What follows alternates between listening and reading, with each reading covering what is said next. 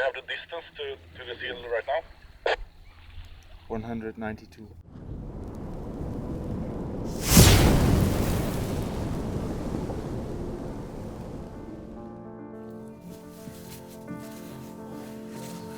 Hello guys, we're here in Grebbestad, west coast of Sweden, to hunt seals. We're going out with the boat and we brought the NORMA Bond Strike for some long-range precision hunting.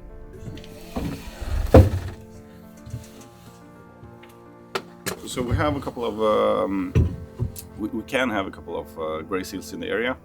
We are not allowed to hunt them. Okay. So we only have permission to hunt harbor seals. Uh-huh.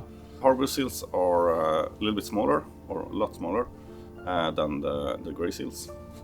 And you can see it, when they're in the water, you can see it on the shape of their head. So gray seals have a lot of, their head is much longer. So they are formed like a cone in their head. And harbor seals are much shorter, more shaped like a dog or something like that. So you have like a small forehead, instead of just from the top of their head right out to the nose. It's just straight line for the gray seals. They're not allowed to hunt. But usually you can see it on the size, like big gray seals are like 300 kilos. Oh wow. Okay. So or at least 200 to 250. And the harbor seal? Around 100. Okay. So it's still pretty big. Yes, still big, but a lot of difference on the big ones. But of course, there's small ones as well. So then it's a little bit more tricky. So then you have to check on the shape of their head. Okay. Yeah. We usually sit on the islands, on the small islands, and we shoot from the islands to whether in the sea or from one island to another island if they're on the shore. Okay. What's the shooting distance? It depends, anything from like 30 meters to wherever you want. Yeah. You can we can shoot on long distances sometimes. Perfect. Looking forward to this.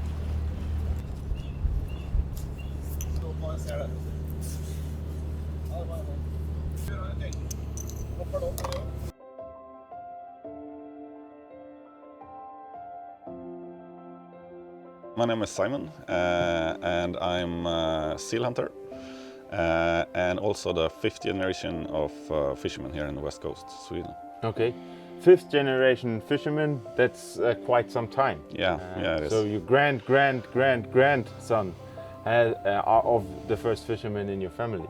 Yeah. And can you tell us anything in regards of the impact the seal has on your job and on the fish population? What do you experience as the fisherman from the seals? Yeah, the seal population have affected us big time and have been for many years. So basically, we can't fish with nets anymore. With nets? No. Wow. Why? Or long lines even. At least not near to the coast. So we have to travel a long way out to be able to fish with nets and long lines. And why is it not possible to fish with nets anymore? Well, we will not get any fish. At least not a whole fish. We will only get the heads because the seal will eat the rest. Wow. So but how do they get into the net? Yeah, they are smart animals, so they know the nets. We usually just put the nets on the bottom, and the fish will swim into the nets, and then the seal will swim down and just eat the body or the stomach of the fish. Of the fish. Wow, and the rest stays in. Yeah, Okay, yeah. so- So we so- only get the heads. So what does a fisherman do if he cannot fish anymore? Well, you have to stop. Yeah. You know, you can live like that for a while, but it eventually stops. So you have to change the way you fish or change the species you fish. So we have to change to like fish crayfish or lobster or shrimps that are not affected by By the seal. the seals. Okay. So Wow, that I didn't know that the impact is so drastic, and so this, I bet, here on the coastline does not only affect you; it affects many fishermen with this. Yeah, With, of I would course, say of course. smaller boats, Yeah. right? Because with a small boat you can't go really offshore. No, we can't. So the small fishermen like me and my father, we can't fish like this anymore. So this contributes to like big fish boats. They are not affected the same way. Yeah, and then I mean that's exactly what all of this is about. I think, you know, like industrial fishing, everything industrial produced is so against what we hunters are doing. We want to care for ourselves, we want to care for our loved ones.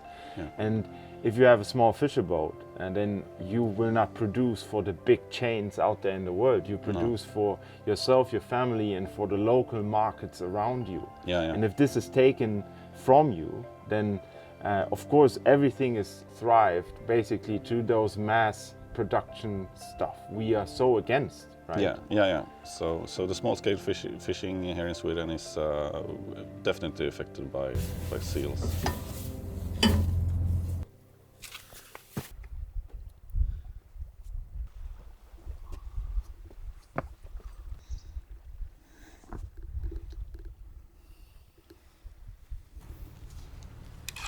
I would like to get a little more of a bird's eye view due to the waves. It's really hard to spot them now.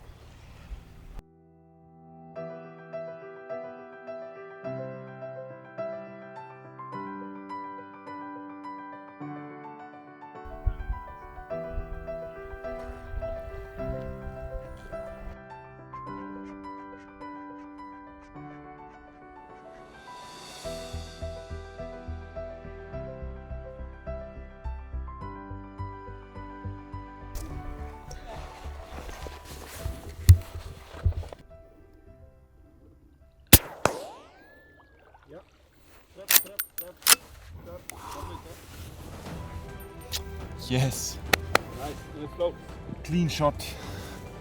That was the most important thing. Clean kill.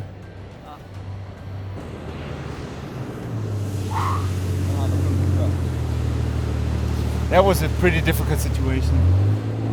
The seal popped up really close twice, and then this was probably between 80 and 100 meters. We measured the distance as soon as the boat arrives at the seal. Oh, let's Become the footage clean. Do they have it? no, it's sunk.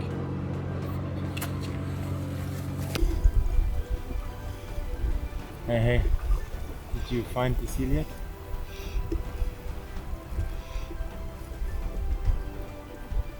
So, the seal unfortunately sunk. That's the way it is. We will have something like an underwater drone, and we will try to retrieve it later on. Nothing we can do right now, unfortunately. So we set up the rifle and wait for some more. I see another one over there, but that's quite far, I would say at least 600 meters away.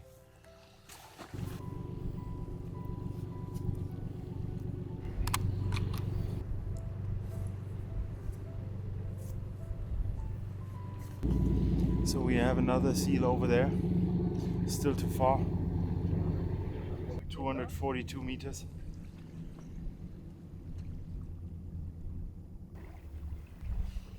So that's basically how the seal hunt goes. You try to approach an island, they're either on the island or around it. You step on the island, set up camp basically.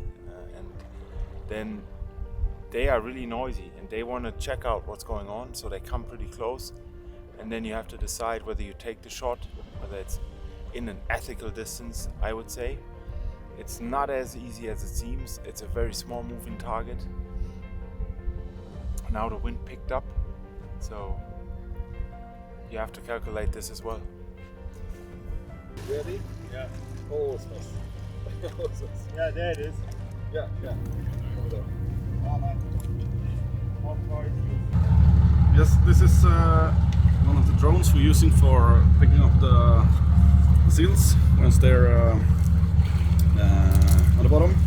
So it's very simple solution. It's the hook, and we pull it in this Kevlar line. And this is also the connection to us. So it's a cable. And we put the anchor where the seal is sunk, and they usually go straight down. So once we have it in, once we have the position, we know pretty much where it is.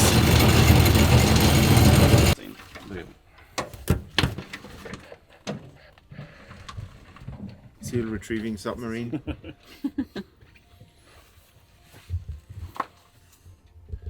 So that's really cool to see. So what we're trying to do now is actually finding the seal, and like I said before, that they go down and sink to the ocean bottom is very common. So that's where this stuff comes into play. Doesn't it? Yeah, we have retrieved many seals with this. We have the problem now is we have a lot of blood in the water. So it's very murky water, or very hard to see. But it's a good. Oh shit! It's a good indication that we're near the seal. You can see that the seal.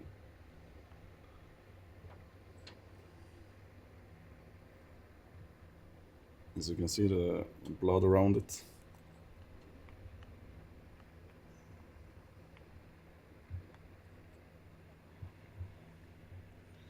And this is the tricky part, especially with one engine. Yes, very happy that we find it.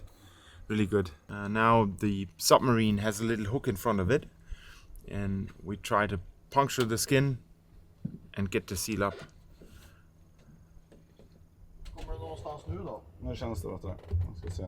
Har du? Ja. Ser god. Och en redig igen.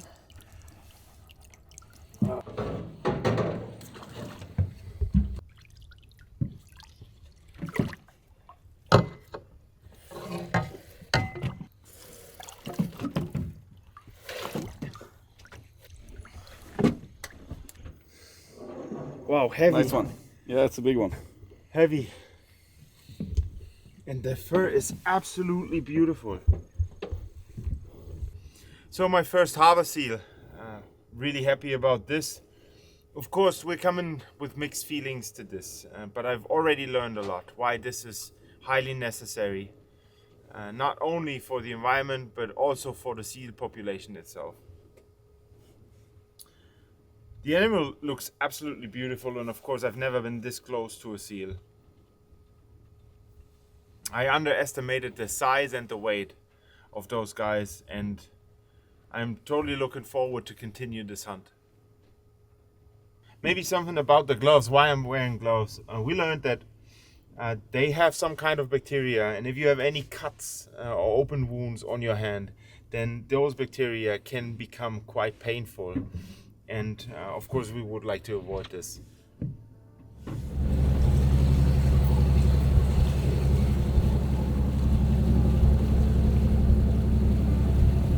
And what is the seal finger? Yeah, it's a condition you can get from the seals if you handle the seal. They have a special bacteria that can go in through if you have a wound or you cut yourself, anything like that. It goes in through the joints in your fingers, and eventually it will spread through a finger, through your hand, and so forth. You experienced this yourself? Yeah, I have had it one time. Okay. It's very painful. Yeah. So before back in the days, they had to cut off your finger. Wow. To be able to get it. To get rid of it. Yeah. Now we have antibiotics, so we can treat it. Okay, so this goes, I would say, for all the new hunters or people that are interested in seal hunters. If you handle the seal, make sure to use gloves. Yeah, at least if you have a wound or something, you should use Wear gloves. Okay. It's around noon and the rocks are heating up and the seals have fed in the morning and now they're going up on the rocks to have some rest. We're trying to spot them, sneak around and maybe get a good shot.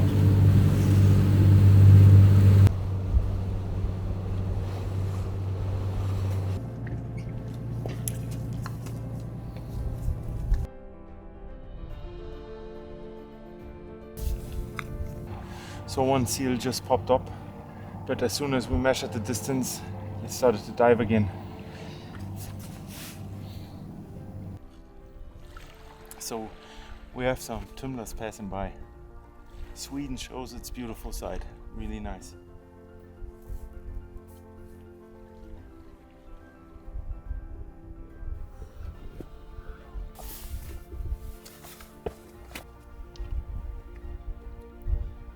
You have the distance to the seal right now? 192. Okay, yeah. Can I shoot it? If it's the right angle. Oh, he said don't shoot in this direction, Ah, that's sorry. why I didn't. Ah, sorry.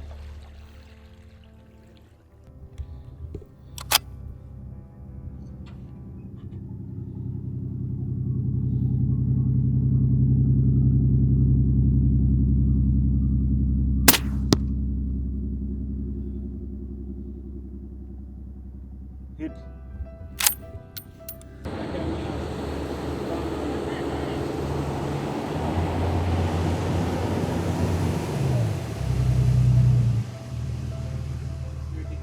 Yeah, I think so.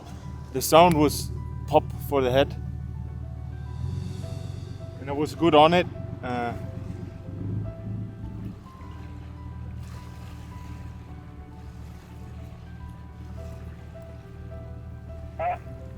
du med och markerar, farsan? Wonderful. So, Ja, jag får gratulera, den ligger där. thank you. We took the second seal. So what they actually do is they go to the spot, check if there's oil and blood in the water, and then they mark a GPS. They set a GPS mark, and that's the way we find it later with the submarine.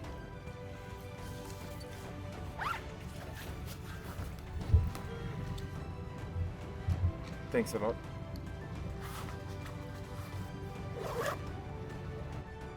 What is your experience, I would say, regarding a ethical hunt towards a seal? How do you do it? What are the perimeters, you would say, that make that makes the seal hunt ethical?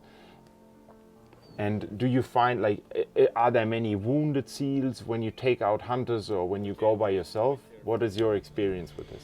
No. Actually, of course, we hunt seals like we hunt every other animal. The ethical part comes first, of course. So even if we don't like seals, we hunt them the same way. We care for them, if you say that, and make sure they are every shot is 100%, or at least as close to 100% with a good shot placement and everything like that. We don't see any or many wounded seals, and if we do, if we end up with wounding a seal, they always travel to the nearest island or coastline. So they're pretty easy to take care of, so to speak. Yeah, understood. Even if they are wounded. Maybe let's talk about diseases that are coming with the seal. You mentioned yesterday the seal finger. We also talked about the worm or the seal worm. Yeah. Please give me some more information about this. Yeah, the seal worm is also a big problem that comes with the seals, affecting the fish population. A specific fish? Cod. The cod again. Yeah, okay. for mostly the cod. The seal worm is a parasite that affects the livers of the cod and also in the muscles.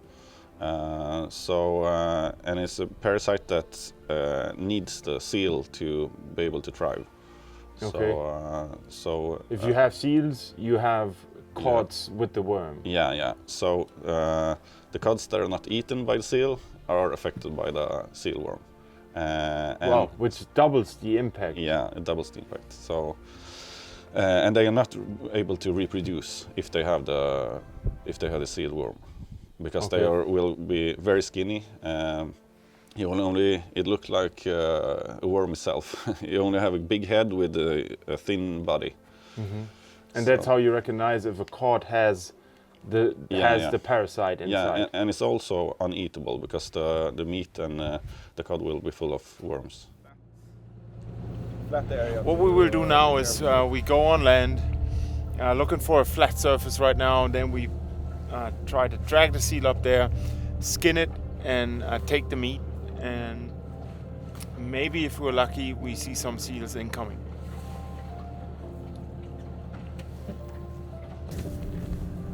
I think it would be smart if we take care of the seal like next to some of those water ponds, so we can wash our hands, wash the equipment. We'll see.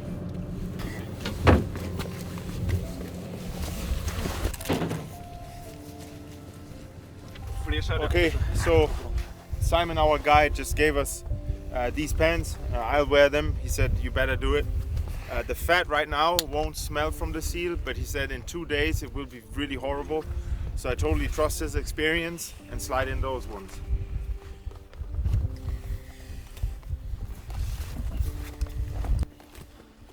You need this as well. Seal skinning with the pros. Get some gloves. This makes it a lot easier as well, because you have the grip inside the gloves, and it's easy to just remove, and you can sit in your car without ruining the seats. We don't have warm water here, so it's impossible to get it off. Clean off. Yep. All right, so we're about to skin the seal.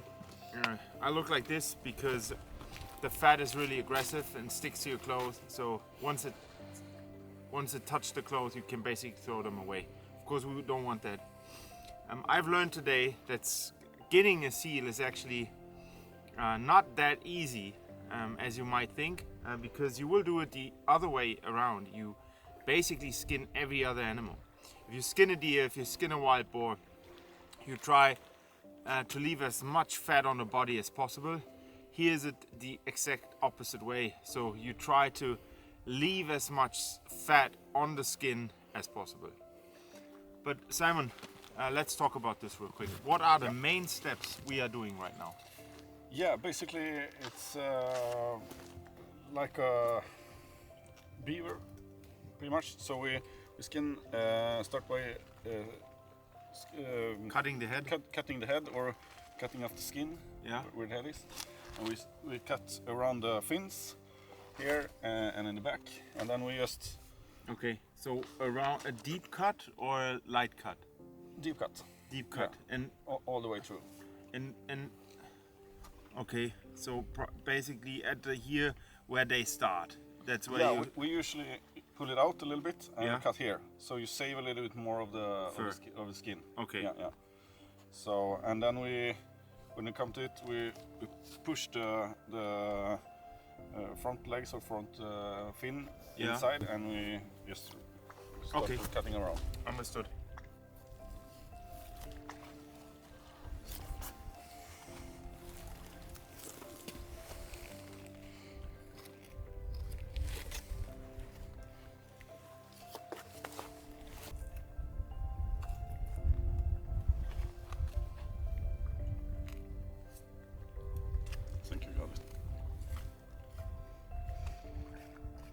We Yeah. do the same here. Yeah, we do the same on the head and here.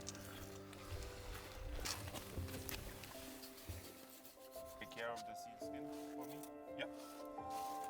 We usually just cut above the eyes. Yeah.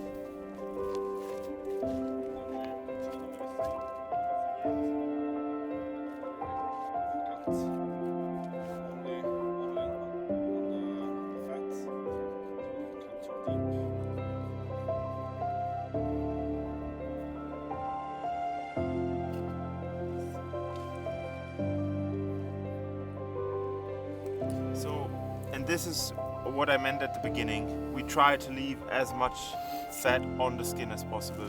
So this is where we take the cut here.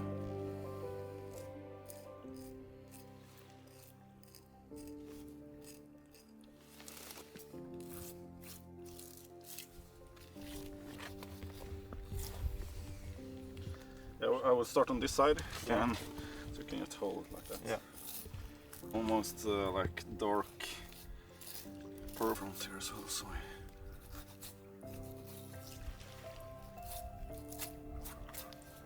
like this. We usually do this on a tripod, but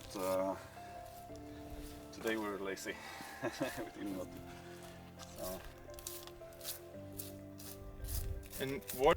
fin again, so we can start push this out.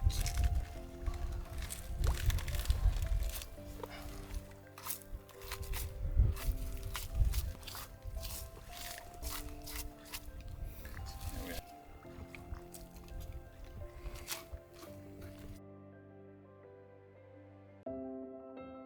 Is it done like you do it on rodeo? Yeah, yeah. Cut along the spine, left and right, Yeah. and then drill them out. I usually peel a little bit of the fat off first, so it's easier to see. What you have to think about is when you go to this area here, Yeah. if you cut too deep, you will go right into the stomach. Okay. Yeah. So there's not the spine. You On have- rodeo you can. Oh, here in this area because there's no. Oh yeah, understood. Yeah, you There's don't. basically You don't have the no hip bone. Yeah, you don't have the rib cage. Okay, Here, but you yeah. still have a large muscle. So here's the largest muscle, or the largest part of the muscle. So because it's attached to the Yeah, hip. that's basically the engine of the seal. Yeah, Right yeah. here. Yeah. Okay. Yeah. All right. So you start just- start here, up front. Yeah, you can start. They're very small here, but you can start from the front. So you just we usually don't. You have the spine. Yeah, you see it. Yeah.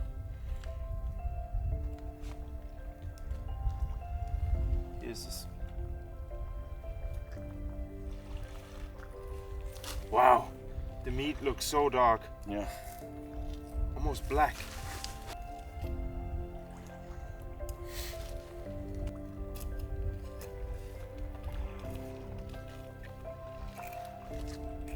You can stop pretty much here because you have the hip bone there. Okay.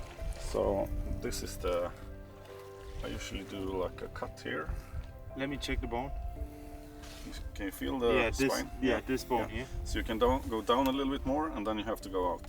Okay. But I usually go from the front, Okay. and it will you will find this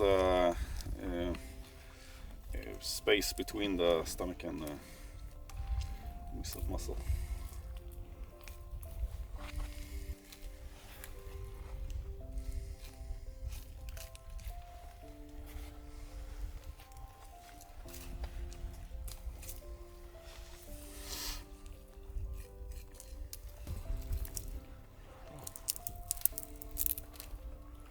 Wow. It's very dark.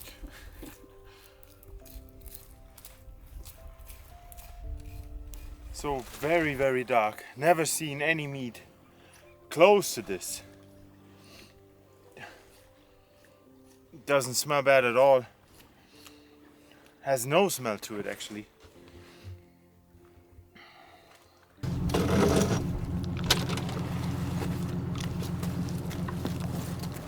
Move it here. Wait, to find my here. Yeah. So take it from the other side. Yeah. Yeah. Like that. And we take it like this. Fill it. Okay. 1, 2, 3. What's the name of this here? So speck means fat, basically. Yeah.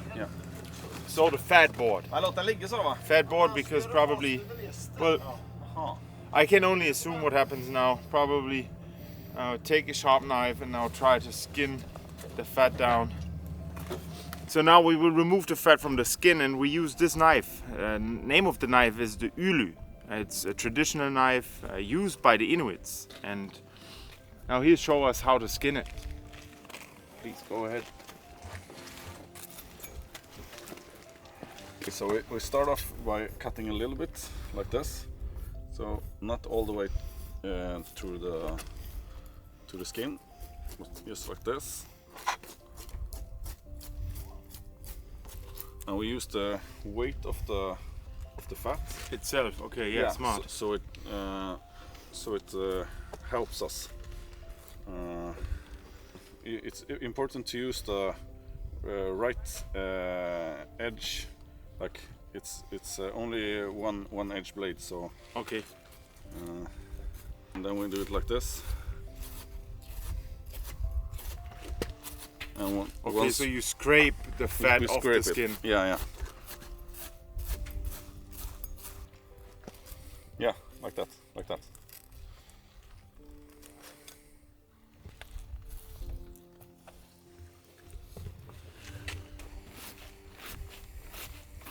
So this is the entry wound and this is the exit wound of the NORMA Bond Strike. If you think about this is a very small space here in between, so the bullet opened up, did exactly what it's designed to do. So Simon, we watered the skin here in the natural pool. What are we doing now? Yeah, so now when we come home, we will clean it with soap and water until it's like really clean, so we can remove the fat from the skin. Okay, and then it's ready to go to the taxidermist. Yeah. Great, thanks a lot. Yeah, thank you. Okay, so